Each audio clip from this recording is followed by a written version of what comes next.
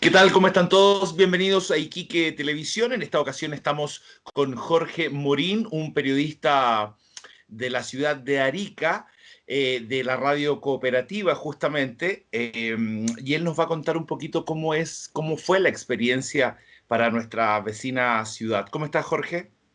Hola Karin, ¿qué tal? ¿Cómo estás? Buenos días, buenas tardes. No sé a qué hora será transmitido, pero estamos bien, afortunadamente ya acostumbrándonos a esta nueva normalidad acá en la ciudad de Arica luego de un mes de cuarentena.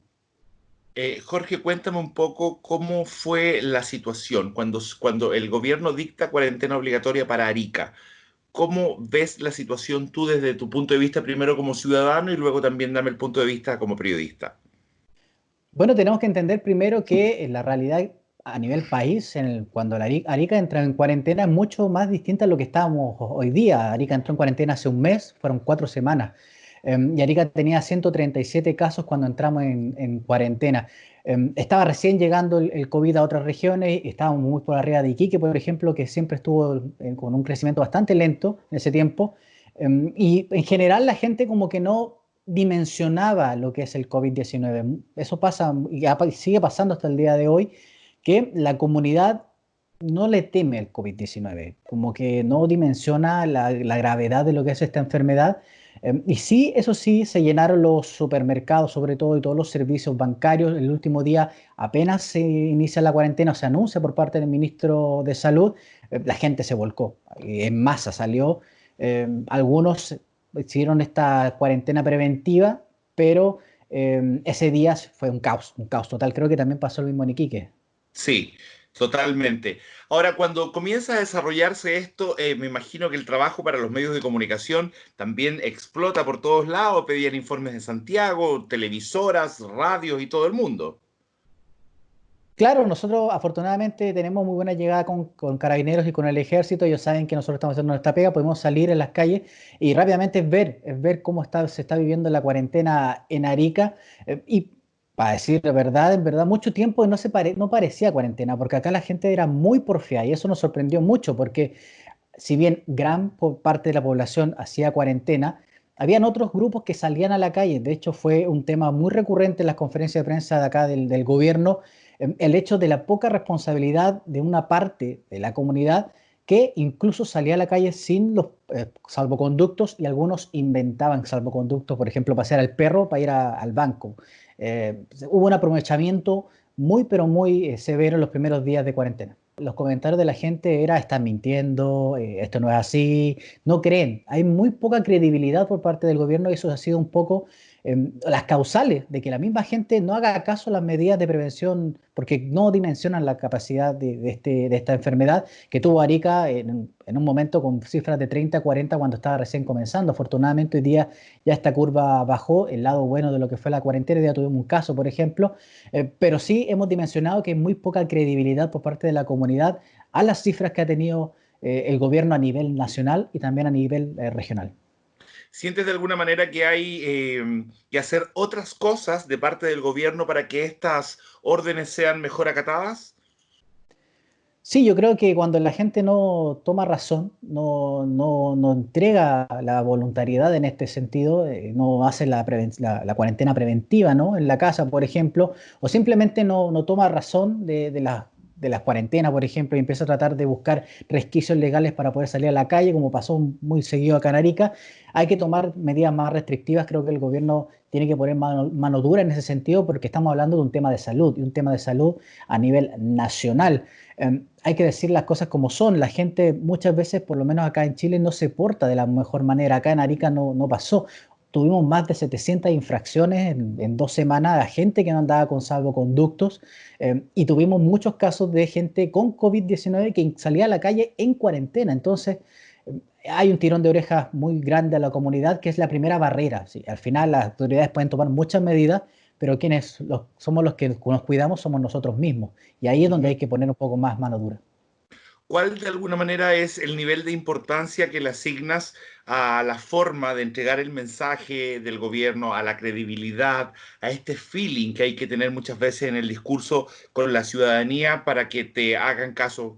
¿Qué nivel de importancia le das a eso? Yo creo que es súper importante. De hecho, las mediciones de gobierno así lo indican. La gran cantidad de gente que está pendiente de los reportes diarios que a veces dicen lo mismo. Cuando no hay casos, por ejemplo, se repite diariamente. Pero es la primera fuente de información para la comunidad. También somos los medios de comunicación, evidentemente. Pero la fuente oficial es importante. El mensaje es muy bueno y la manera que lo están haciendo es muy bueno. Lo que pasa es que está recibiendo golpes a la misma forma. A la medida que entregan información, hay otras cosas que están desmintiendo. Por ejemplo, los gremios de salud también aparecen por otros sectores atacando. Y eso genera pero muchos conflictos, sobre todo en la credibilidad del gobierno. Acá en Arica, por ejemplo, mientras se daban cifras positivas, tuvimos una polémica enorme con lo que fue la clausura de un laboratorio para poder recibir informes de COVID-19. Esto porque presuntamente había perdido muestras, lo cual fue desmentido. Entonces, si bien se entrega la información oportuna, hubo informes no solo al mediodía, como se hace acá en Arica, sino que también cada vez que había un hecho importante, por ejemplo, un fallecimiento, en los primeros días se hacía el informe, ya sea a las 11 de la noche, a la 1 de la mañana. Es importante también mantener la credibilidad. Eso es lo importante, porque no sirve de nada entregar un mensaje si la gente no cree en quien está dando el mensaje. En este caso, en el gobierno regional, en el gobierno nacional. ¿Cómo ven desde Arica lo que está sucediendo ahora en Iquique, por ejemplo? Nos sorprendió sobremanera porque como Norte Grande, por lo que es general, nosotros no nos comparamos con Santiago, con Valparaíso, sino que nosotros en regiones del norte nos comparamos. Y Antofagasta tenía números bastante altos, pero iba con una norma interesante, por lo menos baja. Y nosotros teníamos muchos más casos que Tarapacá, tuvimos muchísimos más casos que Tarapacá. En un principio nos sorprendió bastante. Si bien los casos acá se concentran en Arica, no en las otras comunas, pero tuvimos muchos más casos de Tarapacá. Que los casos explotaran de un momento a otro nos sorprendió sobremanera y ahora parece que hay un descontrol importante allá que afortunadamente acá en Arica no pasó.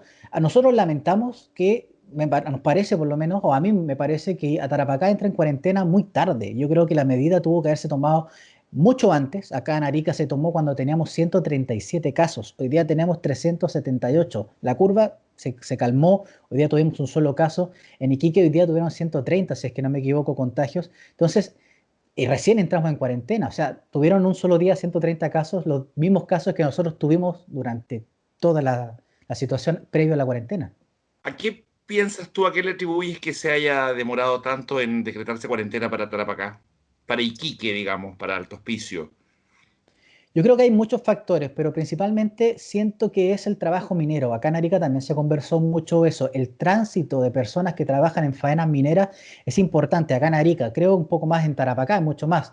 Acá hay mucha gente flotante que vive acá en la ciudad de Arica y que va a trabajar a Antofagasta, que se va a trabajar también a Tarapacá y diariamente tiene que ir y volver de ciudad en ciudad. Yo creo que por ahí pasa un poco las medidas también para restringir un poco el acceso a la ciudad. Hay mucha gente que transita de ida y de vuelta a Tarapacá para poder trabajar en faenas mineras. Eso como aspecto primario a nivel del norte. Otro aspecto es porque la economía el tamaño de la región de Tarapacá es mucho más grande. Entonces, si uno lo mira por tasas de contagio cada 100.000 habitantes, relativamente era menor a lo que se está concretando acá en Arica, que tenemos 250.000 personas por región. Ujú. Bueno, Antofagasta igual es bastante más grande que Tarapacá y entró en cuarentena también mucho antes. Y el Exactamente. volumen de dinero que se maneja en Antofagasta también es bastante más amplio que el de Arica y que el de Iquique. Jorge, y un poco ya, antes de terminar, cuéntame un poco cómo fue la labor periodística, eso que muchas veces, bueno, la gente, el televidente, el radioescucha, el lector del diario o la página web, muchas veces piensan que es un poco más fácil, un poco más light hacer noticias, que siempre estás como de una fiesta en otra, que siempre estás como pasándolo bien o en un cóctel. ¿Cómo fue esta situación cuando estuvo la cuarentena para ti?